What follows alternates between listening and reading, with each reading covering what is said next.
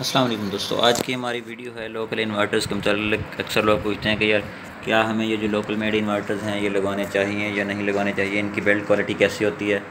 और अक्सर ये होता है कि लोगों को इन्वर्टर 5 किलोवाट का कह के देते हैं, लेकिन वो 3 किलोवाट का होता है, और 7 किलोवाट का कह के देते हैं तो वो इन्वर्टर जो है वो हमारा 5 किलोवाट का होता है। तो इस वीडियो में हम आपको बताएंगे कि आप अपने इन्वर्टर की खुद से पहचान कैसे कर सकते हैं, जिससे इजीली आपको पता चल जाए कि जनाब हमारा इन्वर्टर ये जो बता रहा है दुकानदार, हमें अगर 7 किलोवाट का बता रहा है तो क्या वाकई में ये 7 किलोवाट का है या हमसे झूठ बोला जा रहा है। तो मैं इन्वर्टर को अंदर से खोलूँगा और उसकी सर्किटरी वगैरह जो है वो सारी चीज़ें दिखाऊँगा और बताऊँगा कि कैसे हमें पता चलेगा कि कौन सी चीज़ कितनी मिकदार में लगी हो, तो हमें पता चलेगा कि हमारा इन्वर्टर जो है वो इतनी कैपेसिटी का है। कि स्क्रूज जो हैं वो हमने खोल लिए हैं। अब बारी बारी इनके जो है वो इनको ओपन करते हैं। सबसे पहले एलसीडी की जो तारें हैं वो हम उतार लेते हैं कि ताकि हम अंदर से आपको इजीली दिखा सकेंगे इसके अंदर क्या चीज़ मौजूद है। ठीक है जी, ये इसका है एलसीडी, इसको भी हम खोल लेते हैं। इसकी एलसीडी जो है उसको भी हम उतार लेंगे ताकि आपको इसके अंदर क्या चीज़ है वो दिखा सकें। हाँ जी, तो दोनों इन्वर्टर्स को हमने ऊपर से खोल लिया है। इनकी एलसीडी वाला पार्ट जो है जिस तरह के मैंने दिखाया वो सेपरेट करके रख लिया है।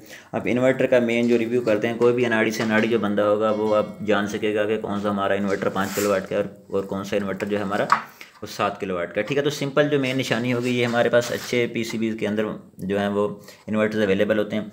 ये जो आप हीट सिंक इसको जो कूलिंग के लिए लगा हुआ होता है, मेन जो चीज़ होती है इसके साथ ये लगे हुए हैं ट्रांजिस्टर जो 4 आपको नजर आते हैं। तो इनको कहते हैं IGBT। जिस पीसीबी 4 IGBTs वाली होगी वो इन्वर्टर 5 किलोवाट से ऊपर का नहीं हो सकता, वो इन्वर्टर 5 किलोवाट का होगा।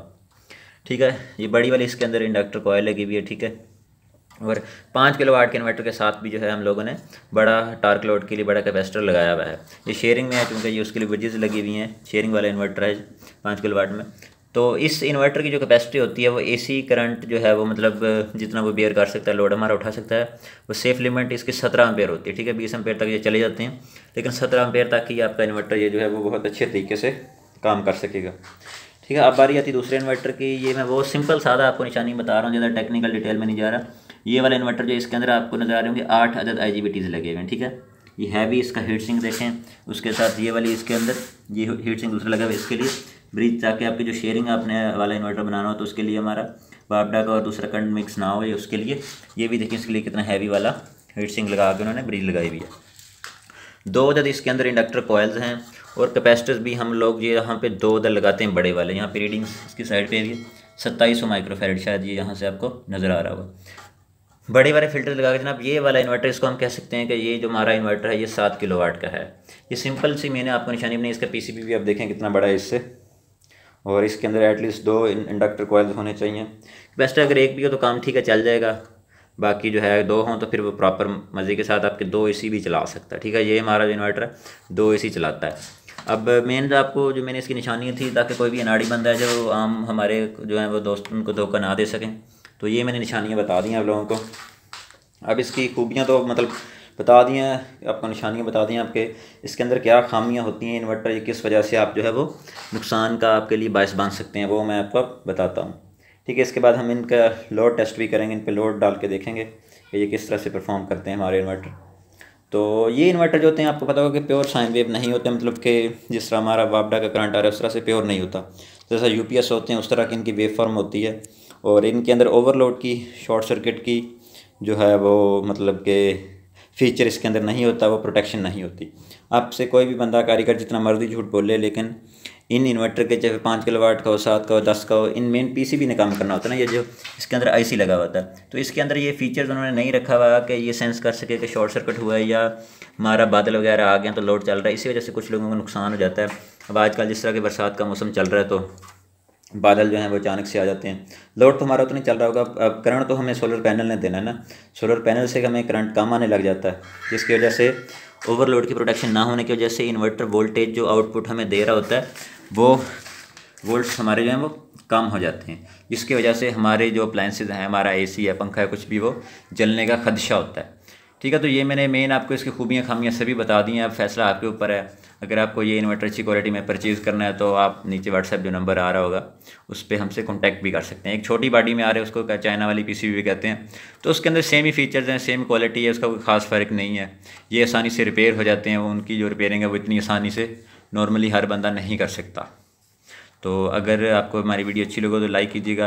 अब बारी आती है हमारी लोड टेस्टिंग की। इस पर हम लोड डाल के आपको दिखाते हैं कि ये हमारा जो इन्वर्टर है वो सिंपल निशानी होगी कि जब वो वोल्ट थोड़े से ड्रॉप करने लगेगा ना 230 वोल्ट से, ठीक है, 220 वोल्ट से या 200 से नीचे जाएगा, फिर हमें पता चल जाएगा कि जी अब जनाब ये हमारे इन्वर्टर की कैपेसिटी से बाहर होता जा रहा है। तो हमें तो जनाब बारी आती है टेस्टिंग इन्वर्टर की। यही वही वाला इन्वर्टर, इसलिए मैंने अभी इसकी LCD लाइट नहीं लगाया। कनेक्शन में सबसे पहले आपको बता दूँ कि ये देखें, यहाँ से दो जो वायर हैं हमारी, ये जो DC ब्रेकर आ रहा है, ठीक है, पहले सिस्टम जो लगा हुआ था मैं उसी के साथ आपको लगा के दिखा रहा हूँ। DC ब्रेकर से हमने सप्लाई अपने इन्वर्टर को दे दिया और इसकी आउटपुट जो है उसके साथ हमने एक अदद वोल्टेज प्लस एम्पेयर प्रोटेक्टर लगाया और इसके साथ आके हमने एक्सटेंशन लगाई है। ये आपको पता है इलेक्ट्रिक आयरन जो है वो तकरीबन 5 एम्पेयर मतलब 1000 वाट की होती है। तो सोलर पैनल हमारे पास कम है इस इन्वर्टर के लिए। ये 5 किलोवाट का इन्वर्टर है। 7 अदद P टाइप 555 जिनको सोलर के हमारे पास सोलर पैनल्स हैं, जो कि 3700-3800 वाट के करीब बनता है। इसी ब्रेकर को हम ऑन करते हैं। जनाब हमारा इन्वर्टर जो है वो ऑन हो चुका है। ये देखें, थोड़ी देर के बाद जो है वो इसके जो फैंस हैं, इनकी फैंस की थोड़ी सी आवाज़ आपको पता ज़्यादा होती है। और ये हमारा प्रोटेक्टर भी आपके सामने शो कर रहा है 227 वोल्ट आ रहे हैं। लोड चूँकि हमने अभी नहीं डाला, लोड वो 0 शो कर रहा है। ये इलेक्ट्रिक आयरन फिलहाल हमने एक स्विच लगाया, ठीक है। इसके आउट पे हमने प्रोटेक्टर लगाया जिस तरह के मैंने आपको बताया, ठीक है। इसके आउट पे प्रोटेक्टर लगाया, ये थोड़ी सी एक्सटेंशन लगा के हमने ये लगा दी। हम इसको इलेक्ट्रिक आयरन को ऑन करते हैं। नहीं जनाब, ये देखें, ये हमारा इन्वर्टर जो है 4.6 एम्पेयर इसने चलाने स्टार्ट कर दिया। दोनों इलेक्ट्रिक आयरन आपके सामने हैं जो चल रही हैं और लोड तकरीबन 9 एम्पेयर का जो है वो लोड हमारा बड़ी आसानी के साथ हमारा इन्वर्टर चला रहा है, ठीक है जी। ये देखें, यहाँ पे ये शो भी कर रहा है 2070-80 वाट के करीब 220 वोल्ट उसी का आ रहे हैं, वोल्टेज ने कम नहीं की।